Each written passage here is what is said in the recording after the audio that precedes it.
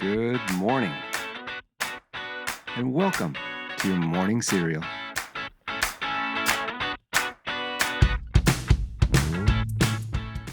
Okay, good morning, and welcome to Wednesday. And happy Cinco de Marcho. I know you've all been looking forward to this all year long. And that was not a misstatement. I did say Cinco de Marcho.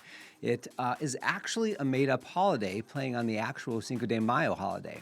But Cinco de Marcho is specifically made up just to be a drinking day to prepare us for St. Patrick's Day, which is coming in just 12 short days. And of course, I know many people aren't waiting for that, given Mardi Gras is already underway. And if you're someone celebrating and participating in the libations, and you find yourself in a long line for the restroom, then you hit the jackpot, because today is also National Potty Dance Day. So you got a lot going for you today. And if we just take a real hard right turn, it's also the beginning of Lent, which is observed today through April 22nd this year. All right, let's jump into today's quotes, one fun nostalgic quote, and then a second quote to tease our book review later in the episode. Hopefully, one of these quotes will speak to you and jumpstart your day in a positive direction. The first quote is from Janet Jackson, and she said, quote, "In complete darkness, we are all the same. It is only our knowledge and wisdom that separates us. Don't let your eyes deceive you," end quote. And that's nasty, Miss Jackson. I agree. Our true value is not determined by how others perceive us. And today's teaser quote for the book review is, quote, "A person usually has two reasons for doing a thing. One that sounds good, and a real one," end quote. And as usual, we'll unpack that here in just a few minutes during the book review segment. But first, let's jump into our usual dose of fun and historic facts from this day in history. And today's news, facts, and birthdays are for March 5th. We're going to start all the way back in 1770. This is the day that the Boston Massacre happened. And the events on that day eventually galvanized the anti-British feelings, and it led up to the American Revolution. Then in 1853 on this date, the piano company Steinway and Sons was founded. And skipping up to 1946 on this date, British Prime Minister Winston Churchill, he popularized the term Iron Curtain, describing the separation of the Soviet Union and its Eastern and Central European allies from Western nations. Then on this date in 1963, the hula hoop was patented. Then on this date in 1971, the song Stairway to Heaven was first played by Led Zeppelin in Belfast. Then in 1979, the U.S. space probe Voyager 1, it flew by the innermost of Jupiter's satellite moons, and it observed 9 active volcanoes on the smallest of them. Then in 2002, the reality TV show The Osbournes, featuring Ozzy Osbourne's family, it premiered on MTV. Well, happy birthday if today is your birthday. You share a birthday with actress Eva Menendez. She turns 51 today. Actor Kevin Connolly, he turns 51 as well. And Penn Jillette of Penn and Teller, he turns 70 today. And the number one movie on this date back in 1990 was The Hunt for Red October. This movie was based on the best-selling Tom Clancy novel starring Sean Connery, and you may remember that Alec Baldwin was also in the movie. And Baldwin says it's the role that effectively launched his career to the next level. You might also remember that the Russians start talking in the movie speaking Russian. And interestingly, at one point, they use the word Armageddon.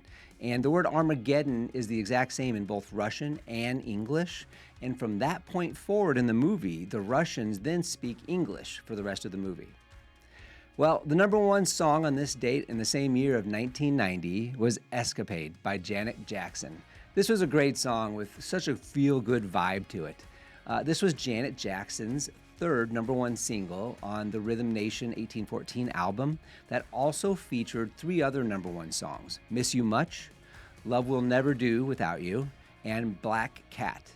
And the album had 7 top 5 singles, which were actually more top 5 singles off of that one album than even her brother Michael had on the Thriller album.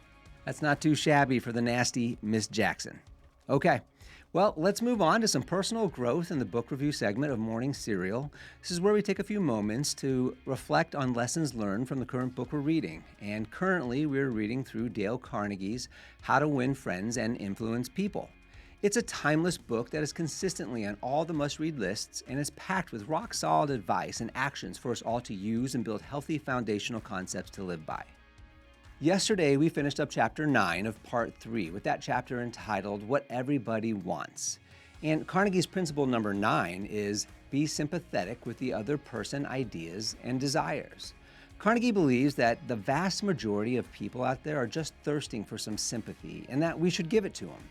Carnegie gave us a magic phrase to disarm any conversation, which was, quote, "I don't blame you one iota for feeling as you do. If I were you, I would undoubtedly feel just as you do," end quote. So look to sympathize with people if you want to win them to your way of thinking. And today we start Chapter 10 of Part 3 with that chapter entitled An Appeal That Everybody Likes. Now, Carnegie grew up in Missouri near the Jesse James family farm, and he literally knew the son of the famous outlaw Jesse James. And Carnegie would hear stories of how Jesse James viewed himself as a bit of a Robin Hood type figure, giving money that he robbed to other farmers to pay off their farms. And Carnegie says this is no different than many other high-profile criminals throughout the years, like Al Capone, who also viewed himself as almost noble for what they were doing. They were idealists. And Carnegie says, quote, "The fact is that all people you meet have a high regard for themselves," end quote, and like to think of themselves as unselfish and noble.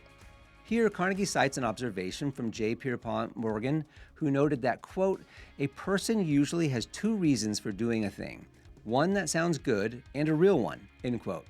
And we generally know inside of ourselves what the real reason we are doing something is. But more than likely, most of us, quote, being idealists at heart, like to think of motives that sound good, end quote, to other people. So Carnegie says that when we are trying to appeal to other people, we should try and appeal to these secondary reasons, appeal to their nobler motives. Here is a Carnegie example. A man that was leasing out a part of his home to another family had received notice from the other family that they intended to break their lease and vacate immediately, without proper notice or proper payment of the lease. Well, generally, the man leasing the rooms would have laid into them about the legal ramifications, etc., if they followed through. Instead, he decided to appeal to their more noble motives. The man said this to the father, that he believed the father was a man of his word when he let the rooms to him and his family, and he still believed he was a man of his word, and that is why he believed that they would not break their lease. He said, "I'll give it a few days for you to think it over, and if I'm wrong about you, then I'll know my judgment was off, and I'll take your decision to leave as final. But I believe you're a man of your word and will live up to it, for, quote, we are either men or monkeys, and the choice usually lies within ourselves." The family did not break the rent after having talked it out, noting that it was the right thing to do. So the man had appealed to their more noble side, believing that they were good people and that they would stick to their word. Here's another quick story to illustrate. A man's picture was used in the newspaper, and he didn't like the picture. So he wrote to the newspaper editor, not just simply asking him not to use the picture because he didn't like it, but he wrote, quote, "Please do not publish that picture of me anymore. My mother doesn't like it," end quote. He appealed to the nobler motive of the love and respect that we all have for motherhood.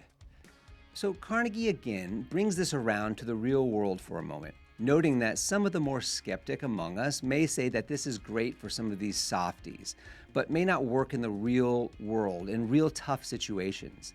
And to this, Carnegie says, quote, "You may be right. Nothing will work in all cases, and nothing will work with all people.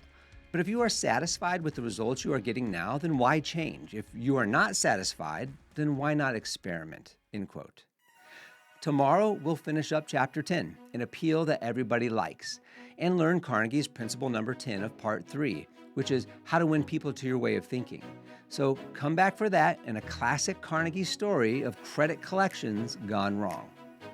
Great news. As we mentioned yesterday, the sun did in fact come up today, just as we suspected. And if you're facing a big project, a personal goal, or just another day on the grind, know that you've got this. Have the courage to just keep moving forward in a positive way.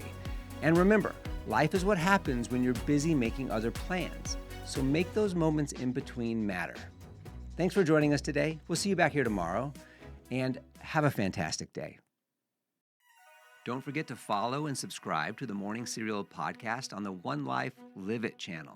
You can find more episodes and videos by visiting our YouTube channel and the website at Sean Inglis and at SeanInglis.com, where you can also follow our other podcasts, the Mr. and Mrs. Inglis podcast and the Life Happens podcast. In these other podcasts, we'll dive deeper into everyday issues, self-improvement and well-being, business and finance, and we welcome special guests too. So join us. It'll be a good time, I promise. Thanks again for listening. Have a fantastic day, and we'll see you tomorrow.